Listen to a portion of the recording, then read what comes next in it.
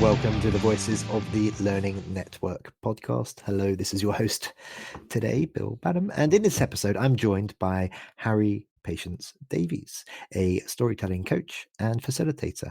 Harry has a background spanning screenwriting, journalism, marketing, digital delivery, and product management. And she now helps organizations turn complex ideas into clear, compelling communication. Harry has also presented LN curated content and has been a member of the Learning Network. Harry, how are you doing today? Thank you very much for joining me on the pod. Thanks for having me, Bill. It's great to be here. So, as I mentioned in the intro just a second ago, your career spans screenwriting, journalism, marketing, digital delivery, consultancy. How do these varied experiences shape the way that you teach storytelling and communication today? I think I'm a really good example of people who have had very related but quite different jobs over the years. I mean, screenwriting was my absolute dream when I left university. I immediately started to study it. And unfortunately, there isn't necessarily a graduate level intake job for that. So it became a bit of my hobby while I was doing other things, which was marketing, was digital delivery, and lots of different places along the line. And then I will admit, after a few years, I had to kind of let go of the screenwriting love. You know, it just wasn't really working out for me. And as a result of that, I felt sometimes I was bringing some more of the creative things that I did into my day to day work. But it was only when I was working as a consultant for Accenture that I started to realize that some of my storytelling and screenwriting expertise was actually quite relevant to what I was doing. I mean, Accenture was a great company to work for, and I had a lot of fun there. But they had a huge amount of people who were really technical, a huge amount of people who were incredibly smart and so talented, but they could not really explain what they did. Like, so talented that they didn't actually have the communications skills all the time to step up and talk about it with clients and customers. And that was something I was pretty good at. I ended up informally mentoring people, and then that became a kind of sabbatical job where I was teaching and training. And it was the first time I really found something that I truly loved since screenwriting. And I got to bring in all the things I'd learned in screenwriting and for bits of freelance journalism through the years and all of these different jobs. And it was almost like this wide background of different experiences has helped me become a better trainer and a better coach. That's led directly to where I am now. Okay, thank you very much. So I understand you've presented Learning Network curated sessions at, for example, World of Learning on storytelling. Can you give us a bit of an overview of that?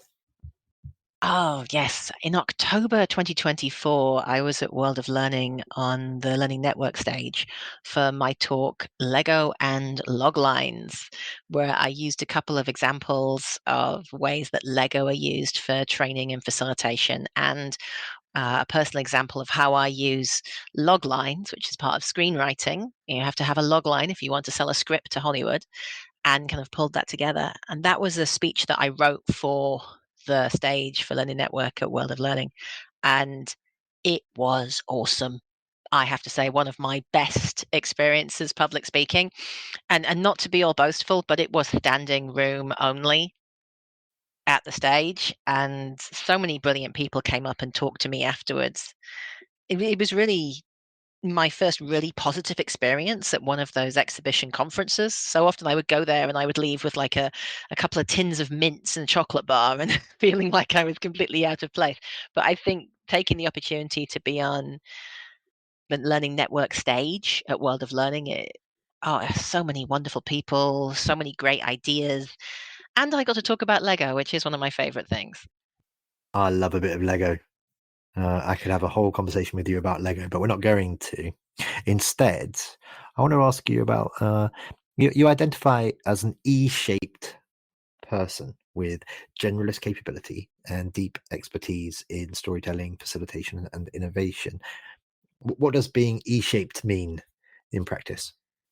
I will admit this is a bit of consultancy speak, and it comes out of the time when I was being very much a consultant.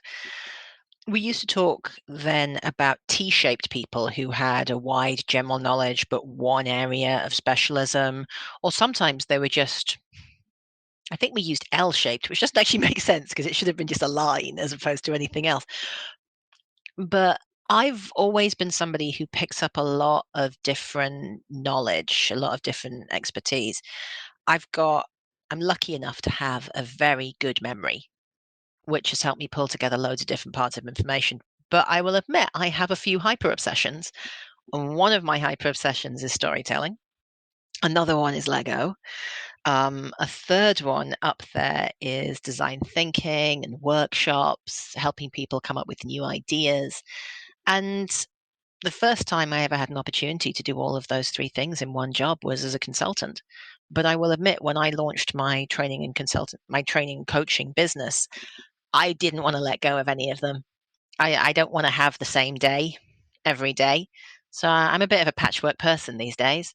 I teach training courses. I help people run workshops. I occasionally do a little bit of consultancy and discovery, occasionally do a bit of coaching, and it keeps life interesting.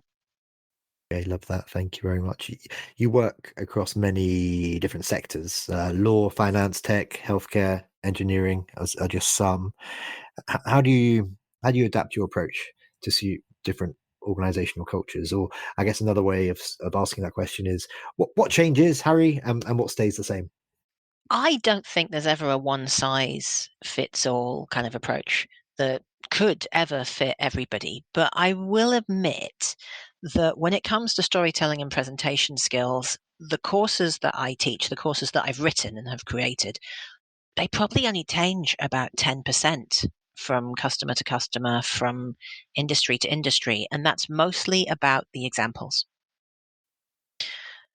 If I'm my standard course that I go into, and we have all of these practical tools and techniques, I think people need to see practical examples of how those work for their industry in their context.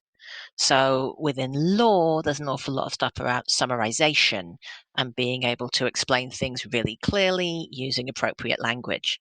Within technology, there's a lot of stuff which is about explanations around systems, processes, different bits of tech and what they can do.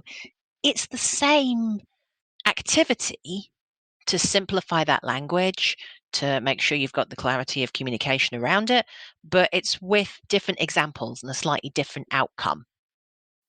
And so if you can tailor your exercises to meet customers' needs, to meet clients' needs, then 90% can stay the same.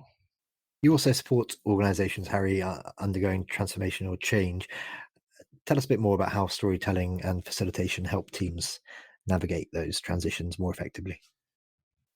I think it's all about the why, really. When an organization is going through transformation, change, growth, especially at the moment when we've got things like this huge impact of AI and automation, and what is that going to mean for everybody in 2 years, 5 years, 10 years? Change scares people as a rule. Like, there's some people out there who are excited by the shiny new thing, but the vast majority of people, they like things to continue as they have been. They like to feel reassured that they know that tomorrow feels pretty much like today. So when you end up working with an organization that is trying to adapt to new technology, new challenges, it could be a new industry they're expanding into, you often have a lot of people involved who are nervous of what that change is going to mean for them. When you can find the right story to explain that change, to show people how just because something isn't going to be the same, that doesn't mean it's going to be bad, that can really help. Well, the wonderful consultancy phrase is bed in the changes, but really it just helps people be a little bit less scared, and it helps them understand the context more and helps them look at this as an opportunity rather than something which is going to come along and make their lives more difficult. Because let's face it probably is going to make their lives a little bit more difficult. Even the most positive change to a way of working or an office environment sometimes means you can't find the coffee. Or, oh dear, where the filing system has changed. Where is this file? Now it's going to take me longer to find it. the first time. The second time, it'll be shorter. And by the time you're doing an activity for the third or fourth, it'll be as quick as it was before. So you have to get people over those hurdles because you know there are going to be challenges. And if you can find the right narrative, the right metaphor, it can make all the difference between transformation that fails and transformation that succeeds. How important is it with what you do that you get an opportunity to check in with people after things have embedded, after they have come over those obstacles, to ensure 6, 12, 18 months down the line that they're still adhering to those initiatives, to those learnings that you've brought to the company? It's incredibly important. And I will admit that is something which doesn't always happen. I think some organizations, they see the change, they see the transformation, they see the launch. They don't always do the follow up. And I think anybody who works in learning and L&D, we all know about how quickly those knowledge, those data points, the people learn can drop off if they're not being reinforced, if the learning and the knowledge isn't continually being in place. And it's exactly the same for transformation. It's not enough to just give people a new branded pen and a chocolate bar on their desk. You do really have to make sure that you've got these touch points where you're getting feedback from people at a 4-week, 12-week, 26-week. I mean, there's all sorts of stuff. It depends on the scale of the change, obviously. But I actually think that's why a lot of transformation launches, but doesn't always keep going, is that people neglect a little bit of the aftercare. Okay, so beyond the feedback from individuals, from line managers and whatnot, looking at a team as a whole, maybe even as a company as a whole, what signs show that real behavioural change has taken hold? Well, obviously, it depends on what the change is. So a lot of the changes that I end up working with people on tend to be technology based.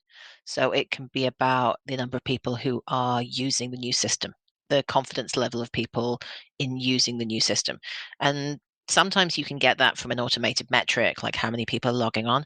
But often the best way of doing it is to be able to walk around a physical environment or join meetings when it's a virtual environment and really talk to people about, 6 months ago you were doing this, today you're doing that. Is it better? Is it worse? And being very open to hearing negative feedback, because if you've been part of the transformation team who's put these pieces in place and someone comes and says, the old system was better. Well, you naturally want to go, no, it's not. We did research. We worked really hard.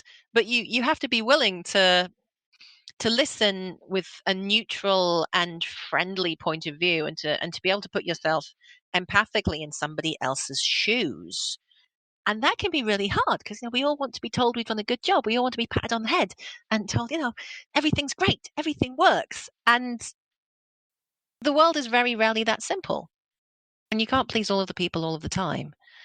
So I think at the end, we always have to remember that systems are made up of people, companies are made up of people, teams are made up of people. And I actually think that's one of the reasons why things like better communications and better storytelling, that, as I was mentioning earlier, those systems, those trainings, they do work 90% of the time without that much customization or difference because we are still people talking to people. I mean, we might be people from different countries, we might be people with different specialties, people with different levels of technical knowledge or different levels of experience, but we're still a person talking to a person. And when we're engaging on a person to person level, as opposed to a job title to job title level, that's when you can really have that more empathic and clear communication. And that goes for training, that goes for transformation, that goes for coaching. I think in the end, the better communication we have, and the more, I want to say the more honest communication we have, but that kind of sounds like I'm giving people permission to be rude, and that's not what I mean. But the the more that people feel empowered to speak truly, and the more that people feel empowered to be able to give accurate feedback rather than having to play along and pretend that everything is fine and dandy, the more that people can actually say, you know what, this system is great, except this one thing. Or I just wish that I could still do it. I could still send an email to this person, they would fix it for me. And you're like, you know what, that's still really valid. Maybe you send an email to a different person now, but let's find out a way to take your insights and your feedback and do something about it. I'm often an external consultant. I mean, I'm always external. I haven't been internal in-house for over 5 years now. So I'm always an outsider coming in. And that gives me an advantage of being able to see with clear eyes. But that means I'm never the expert. And you have to be able to defer to the expert, which means you have to take feedback from that expert, regardless of whether they are happy or they are deeply annoyed. There's been some people over the years who have been very annoyed with me. And I like to think it's always been for the right reasons, but we can't win them all. Can't win them all. Just finally for today, Harry, if folks want to connect with you, how do they do that? Is that LinkedIn? Is that email? Is that Instagram? Tell us more. Oh, I spend way too much time on LinkedIn. But yes, I'm on LinkedIn as Harry Patience Davies, and I'm relatively easy to find. It's a distinctive name. But probably the easiest way for people to find me is to come via my website, which is 13-times.com. Okay, that just leaves me to say for today, Harry Patience Davies, thank you very much for your time. Thank you, Bill. Really enjoyed it.